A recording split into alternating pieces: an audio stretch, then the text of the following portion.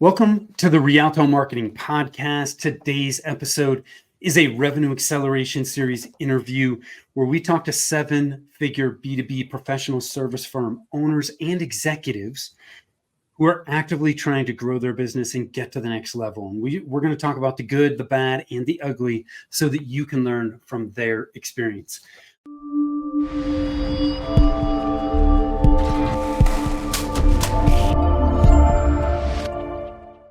Hi, I am Tim Fitzpatrick with Rialto Marketing, where we believe you must remove your revenue roadblocks if you want to accelerate growth, and marketing shouldn't be difficult. Thank you so much for taking the time to tune in. I am really excited to have Kelly Paletta from eXp Technical with me today, and Kelly is the Director of Sales and Marketing at eXp. Kelly, thank you so much for taking the time and welcome. Oh, thank you so much for having me. I'm looking forward to an interesting conversation here. Yeah, so am I, man. I know we'll have a great conversation about your experiences as a director of sales and marketing. Can't wait to pull out some gems from you there. Before we get started, I just want to jump in, ask you a few rapid fire questions if you're ready to rock. Sure. Okay. So very quickly, what do you do and how long have you been doing it? So I'm currently Director of Sales and Marketing at eXp Technical. I've been here for a little over 3 years, I think. And prior to that, I've got a total of about 20 years of experience in the IT services and support industry. I work for another firm, and at that firm, I contributed either as a individual contributor or as a sales manager as that firm grew from around 18 or 20 employees to about 85 or so when I left, and left there to work at eXp with some people that I really had a lot of respect for, and I'm excited now because I get the opportunity to try a lot of things that I'd always wanted to put into practice. In your professional experience, what's the most important lesson you've learned? Yeah, well, one is persistence, and it's not in the for me, one thing that has helped is following up on lost opportunities down the road. Realizing that if things don't go your way today, they still might in the end. And I've captured a lot of great clients just by being politely persistent, not oh, I'm not taking no for an answer, damn it, sort of approach, but just yes, I'm still here. I'm part of the same community that you are, and I'm going to be for decades. So I'm here when you need me. That kind of persistence has worked well for me. I like that. Somebody that I used to connect with every once in a while referred to that as like being comfortably tenacious. Which I always thought was a really good way to put it. But it also reminds me, like, just persistence in everything that we do. As you were sharing that, it reminded me of the story, and I'm going to totally botch this story, but have you ever heard the story about the story about the guy that had bought land, there was gold, he dug and dug and dug, nothing happened, gave up, sold the land, and the guy that bought it after him, like a foot or two deeper, he struck gold, right? So yeah, I hear you. There's the sunk cost fallacy too, but yeah, that's a great story. There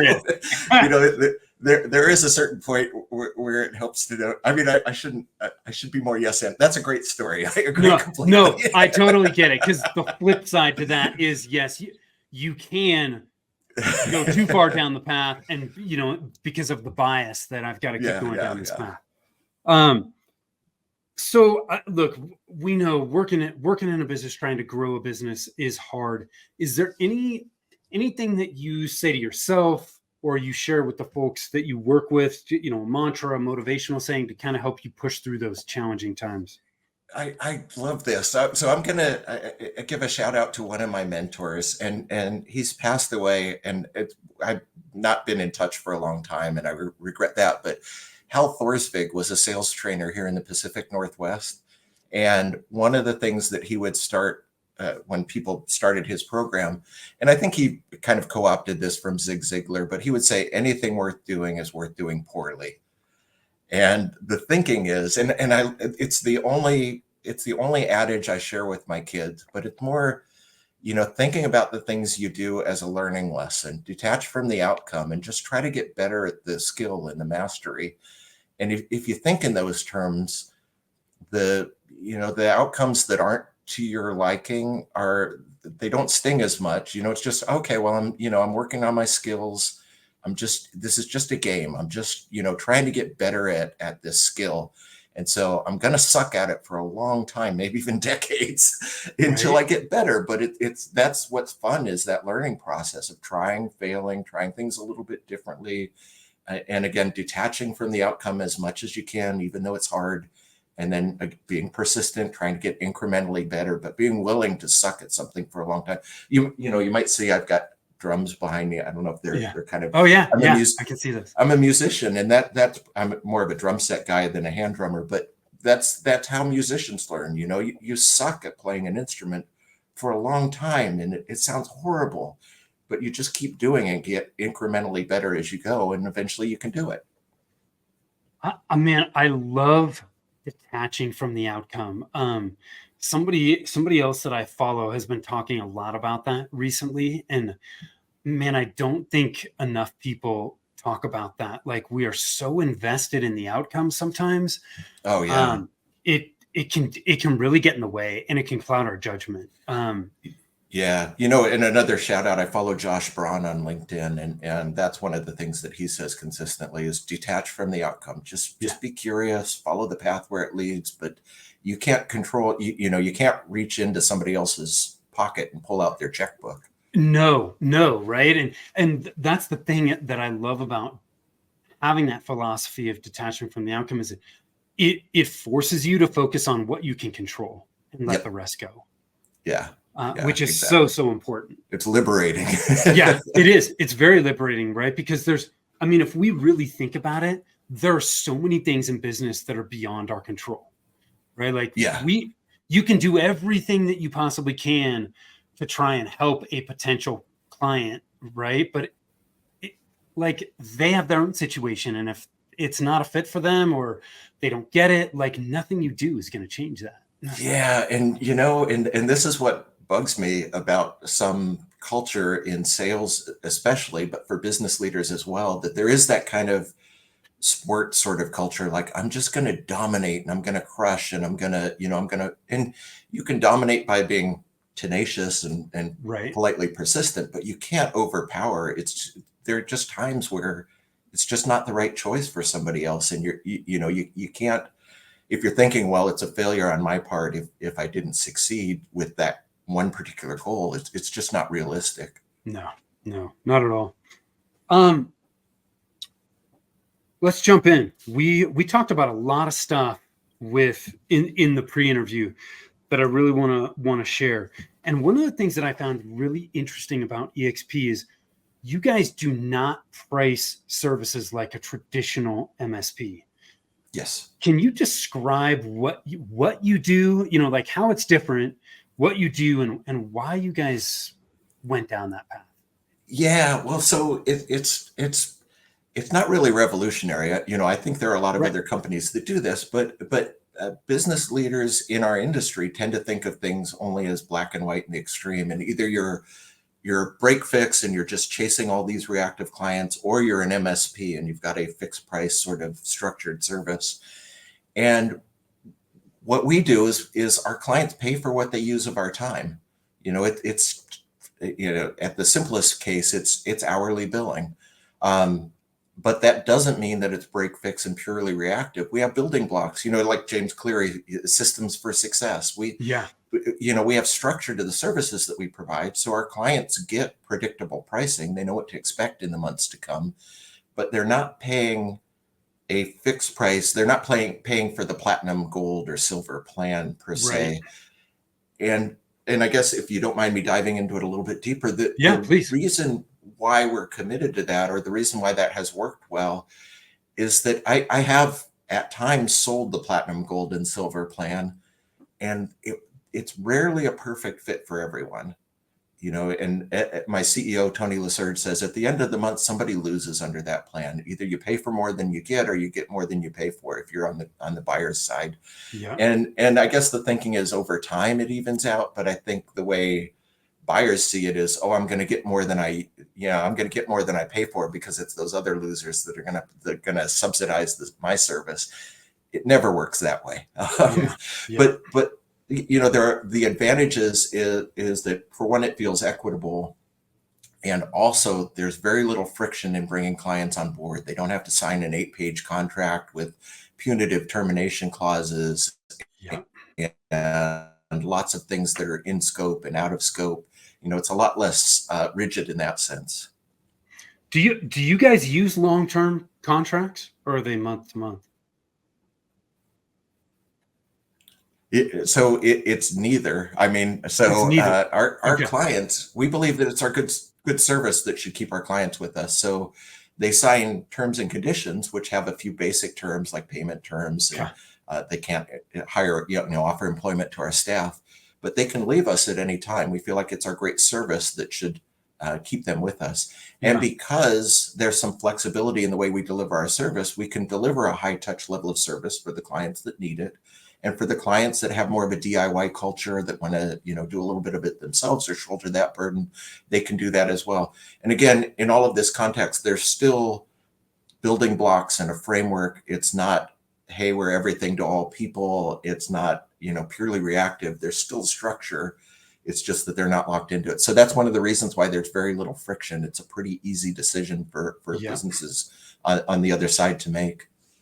The reason I wanted to dig into this, I think there's a lot that not just MSPs, but other B2B companies can learn from this is just, traditionally in the MSP space, it's longer term contracts, 2-3 years and monthly recurring, which there is absolutely nothing wrong with that. I understand why a lot of MSPs go down that path. But it does leave opportunity for businesses like yours to take advantage of that, because not everybody likes to pay a set monthly retainer or fee.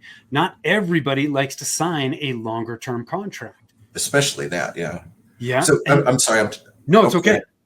Well, I'm talking over you a little bit, but I do think just about everybody wants predictable pricing. So, that is one thing that I think the MSPs get right, is that they're selling, whether they actually deliver, but they're selling predictable pricing. And business leaders definitely want that. I have never spoken to someone that says, I want to be locked into a 3-year contract or a 2-year contract or even a 1-year contract. Nobody wants that. And that's where, I could go on for an hour about the differences here, but that's where it gets to philosophical differences. At one level, I think the differences are huge. And at another level, I think they're insignificant, because, and what I mean by that is that at one level that they're insignificant is that I firmly believe that markets work. Yeah. And IT support services are what they are. I mean, every business today practically is a technology business. So they need IT support.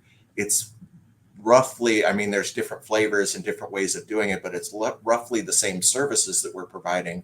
So if markets work, then whether it's an MSP model or a T&M model, it's still going to be roughly the same pay for the same services. So in that way, it's just the insignificant part is it's just a billing model. The way that it's significant, though, is that, again, there are maybe cultural or philosophical approaches. Locking clients into a long-term contract benefits the MSP owner, because they have predictable recurring revenue, and that's great. But it also introduces friction on the upfront side. People might be less likely to engage in that. It also benefits, in our industry, a lot of business leaders get into this because they want to build a business to sell it. Yep. And I confess, I'm a sales leader. I'm not the owner of the business, and having a lot of clients under 3-year contracts does increase your exit value. Yeah. But it may be at the expense of revenue today, that you might not be capturing businesses that you could capture today and delight and get great revenue from right now. Yeah. Those are some of the things. And then, my bias is then it sometimes gets into the lie too of a present company excluded, but there is a marketing cottage industry of people that feed on MSPs and say, hey, without signing any new clients, I can teach you how to bring them all onto a MSP program and charge up to $300 per seat per month without doing any more work. Yeah. And I think that's snake oil. And I don't know. Hey, if it sounds too good to be true. Yeah. How are you guys, because you're billing hourly, if a lot of clients like to know what that fixed price is, how do you guys overcome that? Or how do you address that? Ultimately, for one, there's a framework. So, if a client, and these days many clients don't have servers, but if there are, maybe I should step back. At a high level, there are certain buckets that services fall into. There's proactive, preventive maintenance. Yeah. There's reactive, that either things break or the organization grows, we need to provision new users. There's all sorts of things that come up. And then there's also this other strategic components that might include like regulatory compliance and aligning the technology with the organization's goals. And so we have services that are predictable that fall into each of those buckets. So for example, if you have servers, we should be doing a server maintenance check. We should be, reviewing event logs, doing test restores from backups, making sure that systems that are in place for security are pushed out to all the workstations and up to date and all of those things. So that's the preventive maintenance bucket that we can estimate. And we can say, this is our framework for dealing with that. We can estimate what reactive services might be, and that may vary depending on how much my client wants to participate in that effort. Right. They might have somebody on staff that shoulders some of the burden. And then the other thing is that strategic component. That's where a lot of people, sometimes they neglect that, but that's the discussion we can have too, is putting a stake in the ground for at least annual budgeting and technology reviews, but also let's talk about how business is aligned with, or how technology is aligned with your business, and maybe give you some tools to help you do that on your own a little bit too. Yeah. So you can give them a pretty decent estimate of what, or a range that they're going to be looking at each month that they can at least budget for.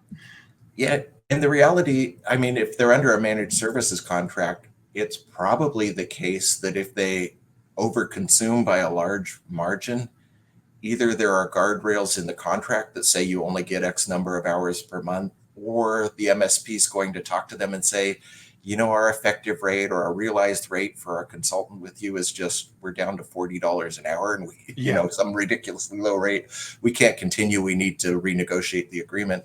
So the reality is, in my opinion, and this goes back to the differences are insignificant. Oftentimes that MSP model that promises predictable pricing doesn't always deliver because there are variables built into the contract anyway. It's just, you guys have, one of the things I see in the MSP space is they struggle to differentiate. And the two things that we've just talked about, no long-term contracts and hourly, basically pay for what you use, are two really strong ways you can differentiate because of how you approach it. Yeah. Can I interrupt? I would be remiss to say the bigger differentiator is that we still believe in having a relationship, a dedicated consultant, site visits. Yeah. We don't want to disrupt our clients' workflow by showing up, but we do want to be a familiar on-site presence. And the industry really is moving more towards, especially in the post-pandemic era, doing everything remote. Yeah. And I can tell you, this is another thing, business leaders, they do want predictable pricing. They don't want long-term contracts. And I've never heard anyone say to me, I want support from somebody that's 6,000 miles away. That's really what I'm looking for. They don't want that. Nobody wants that. And it's nothing against remote support that's 2,000 or 4,000 or 6,000 miles away.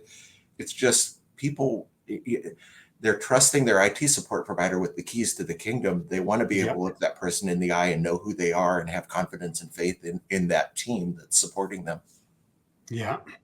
You are the one person responsible for sales and marketing. What kind of roadblocks or challenges do you run into that folks might be able to take some learning lessons from? Yeah, well, I don't know if it's a lesson. It's I'm one person, and so there's only so much I can do. There's only so much that I can learn about. There's only so much that I can implement.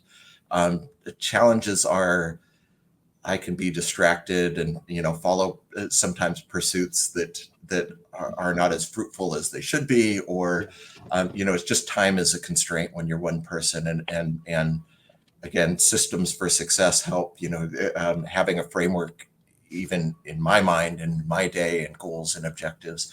And I'm a one person sales and marketing team, but I'm not alone. I have our consulting staff is great, and our executive team is fantastic. And, and so they work with me on the sales side, and also they work with me on the planning, and we have goals, and, Yeah. there is I can see into the future where things are headed. So yeah, time is probably my biggest constraint, and making the best use of it. Do you outsource any of the marketing or sales efforts at all, or no? We have dabbled with that at times, and I confess, with varying success. For a while we subscribed to a service that provided intent data, and that is a silver bullet when it works. When you find somebody that's really in market because the intent data identified them, that's great. It's a one call, and oh yeah, let's book a meeting. Yeah. The problem that we found with that was that there's a lot of noise, and we'd spend as much time sifting through the noise as we would just making relationships with people in our community. Yeah. So eventually we distance ourselves. We stopped doing that, and at times we have outsourced some of the tactical outbound approach, and again, with varying degrees of success. The challenge is when you do that, especially because we are not the traditional MSP selling the platinum, gold, and silver plans. Yeah. Sometimes the messaging is hard to control because outbound or outsourced marketing efforts, sometimes they're used to selling these sorts of services a certain way, and we might be a square peg for that. Yeah.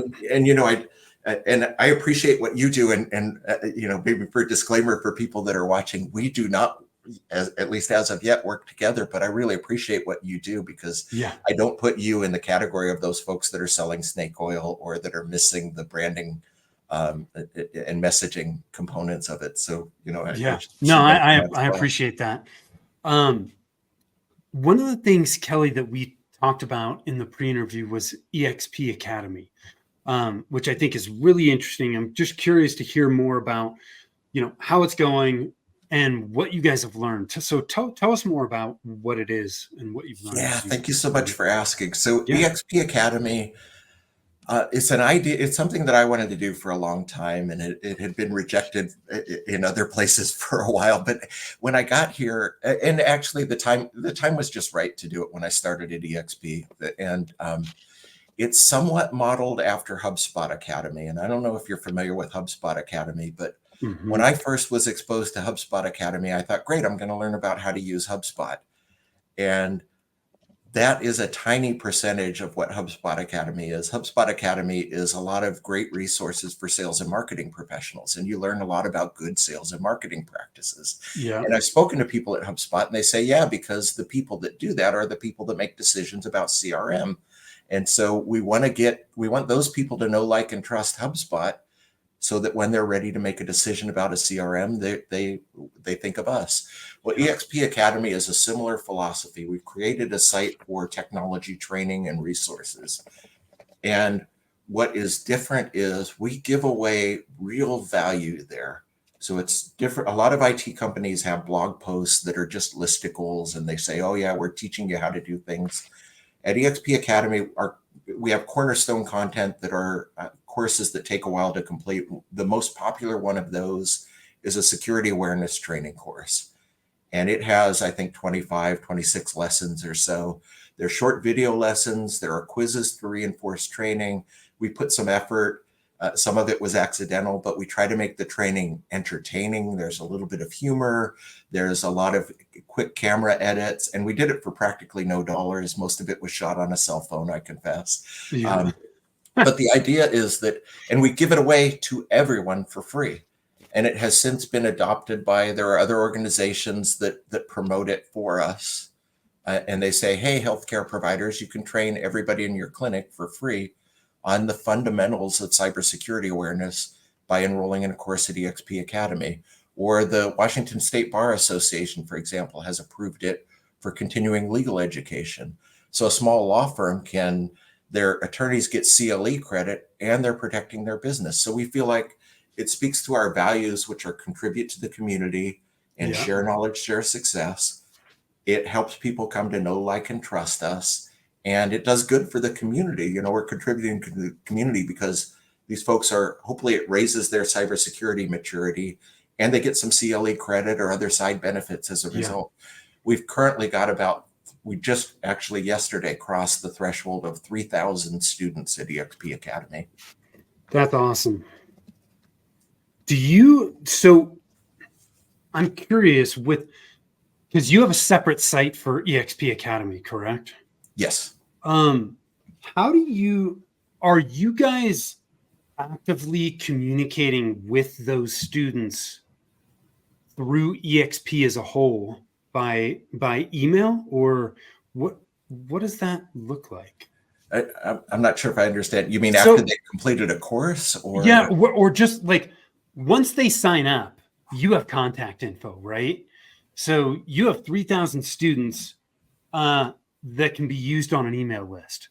Are you guys leveraging that? No. We do in a limited extent. So, and this is the people should go into this with an open mind. One of the lessons that I've learned is that this is broadcasting to a huge audience, and a very small sliver of that audience fits our ideal customer profile. Yeah. And so that's one thing, is that, there's 3,000 students, but an attorney who is just, a member of a firm is not really my prospect. Yeah. We give people the option, especially at the end of the security awareness training course, to opt in. So we ask them, do you want to be notified when we have upcoming webinars? Do you want to be notified when new content is released? Do you want us to contact you directly to talk about IT support for your business? Yeah. And so they can opt in on each of those levels. And again, they might opt in on they want to be notified about existing contact webinars. And even if they're not a prospect for me, it's a big community. We want to invite them to those events. Yeah. What we don't do, and it's because it's a long game and it's a community, what we don't do is not everybody that signs up for EXP Academy ends up on a marketing list. Yeah. We don't do that at all. And because we think it would crater the long-term prospects for that resource, people just wouldn't trust it and wouldn't trust us if we did that.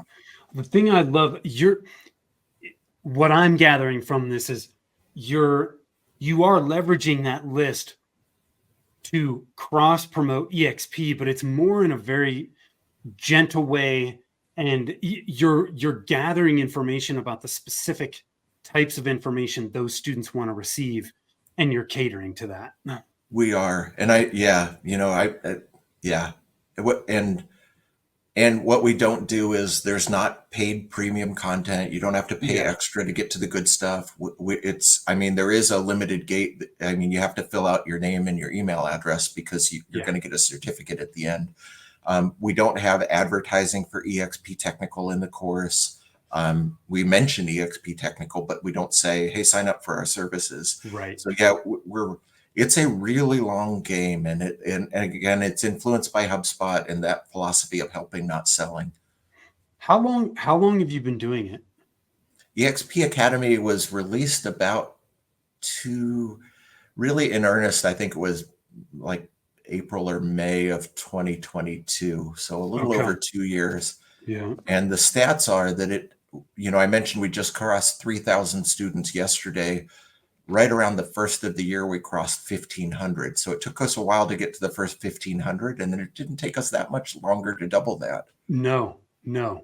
Well, did a lot of those, are you guys actively promoting it, or are you starting to get referrals from students? It's almost all referrals. We don't do any advertising for it. We do promote it in the sense of, if you follow us on LinkedIn, we post a lot of posts and excerpts from EXP Academy. We've invested practically $0 in advertising it. And then the other thing, that I would mention is that our clients love it too, because we give away security awareness training to all of our clients. And so the side benefit, this is really one of the real lessons that we've learned, is that it contributes to retention for our clients. We have practically zero churn, and I don't think EXP. The reason why is we do deliver great service, but EXP Academy contributes to that. Yeah. Kudos to you guys, because most people don't have the patience to think this long term for something like this. But the reality is, most of the things we do from a marketing standpoint are long term, and we need to invest in it and do it like you touched on in the beginning. You need to be persistent, right? You need to do it over and over. Yeah. Our focus, we're trying to build a community. One of the things I want to do is I want to be the number 2 sales rep at EXP. I want our clients to be number 1. And right now, frankly, on our journey, we have an audience, and we're trying to build community where our clients can speak to each other, where they can be kind of they can invite others into the group. We're not there yet, but these are long-term goals. And you're right. And you said kudos, it's really kudos to our executive team for I have a lot of leeway to try some crazy ideas. Yeah, cool.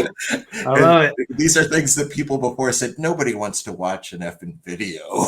Yeah.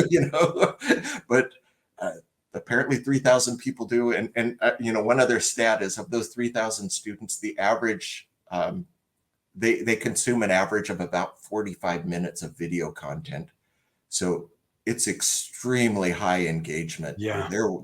They spend a lot of time with me, because oftentimes it's mandated, oftentimes it's mandatory security awareness training for them. Yeah. But it's high engagement, but it is a long-term play for sure. Yeah. It'll come back to you. I'm sure of that. So a couple more questions just to kind of wrap things up. As the director of sales and marketing, I mean, you're living it every day. What's working? What are you liking right now? Yeah. You know what, like right now, one of the things that I've been, there are a few things that delight me when they work. Yeah. And one is video messaging. Video messaging is a secret weapon that I think in the SaaS world, it gets used a lot, but in the MSP world, it doesn't. And, one thing that I do right now that I've just started doing is LinkedIn allows you to create a video message on your cell phone. And so when I get a new connection on LinkedIn, it's not a sales pitch, but it's, hey, Tim, I'm so glad we're connected. I look forward to the content that you share on LinkedIn. I'll do everything that I can to promote that in my social network. If there's anything else I can do for you, let me know, but I'm just glad we're connected. And it's a 20-second video message that is native to LinkedIn. So people don't have to go, sometimes people are suspicious about going to another site. So that's one thing. And just like cold calls, it has, people don't always watch the videos, but when they do, they're like, oh my God, thank you so much. That was so nice or so clever or whatever. So video messaging is one thing. The things that work day to day are the traditional marketing, having systems and cold outreach through email and cold calls. And we've mentioned EXP Academy. We also do webinars regularly, and those perform very well for us. So, there aren't a lot of magic bullets, but there are some things that are kind of fun when they work because of the novelty. Thank you for saying that. There are no magic bullets. What I talk about is there is no marketing easy button, right? Yeah. So many businesses are just looking for that next thing. Like, what's that one thing that's going to transform my business? And it's just, you're going to be disappointed because it doesn't to your credit, your peers elsewhere are often selling the easy button because they're talking to an MSP owner that has 80 clients that are all break fix, and they've been supporting everyone from a food truck to a dog walker. And then somebody comes in and says, hey, I've got a marketing system that you can deploy to get them all signed up on a contract, and again at up to $300 a month. And I don't think it works that way. I mean, I'm sure there are outliers, but again, it gets back to that thing of, I'm a capitalist, and I think markets work, and that there are some people that have exceptional results, but they are the exceptions, not the rule. Yeah. It's more you got to have all the pieces to the puzzle, right? Or the way I think about it is an engine, right? You're building a marketing engine. An engine isn't just one part, right? There's all kinds of parts that go into that engine, and you need those things working together if you want to build a consistent, repeatable system. Last question. Knowing what you know now, anything that you would do differently, and you can choose to answer that however you want. Yeah, that's you. Well, in my career, well, I will say I'm having more fun right now than I've ever had. And it's because I'm doing a lot of the things that I always wanted to do. And so what I would do differently is in my career, I think I had longevity sometimes because I just keep my head down and do my job and deliver good results. But I also would, just kind of keep my head down and treat it more like a job. And it's become a lot more fun right now to be able to try things and experiment in ways that some of them, and I guess, going back, if they were rejected before, I'd be like, okay, well, I guess I'm not doing that. Whereas now, to EXP's credit, or maybe their detriment, I have a lot of leeway to try things. But it's so much more fun. And a lot of the things that I'm doing now, I wish I had done. I wish I had been a more vocal advocate for in years past. Yeah. But I don't have any regrets. I've been, I am extremely fortunate. A lot of things, have worked out very, very well for me when maybe I didn't deserve it, but so there's not much that I would do differently because I've been very, very fortunate. Where can people connect with you? There's a number of places. If you're watching, you want to connect and follow me on LinkedIn, please do. I'll try to remember to send you a video from my cell phone if you do. Cool. You can view EXP, or you can visit EXP Technical at exptechnical.com. You can also there's a couple dozen courses at EXP Academy. They are entertaining, and some of them are humorous, and we try to put out great content, but that is at academy.exptechnical.com.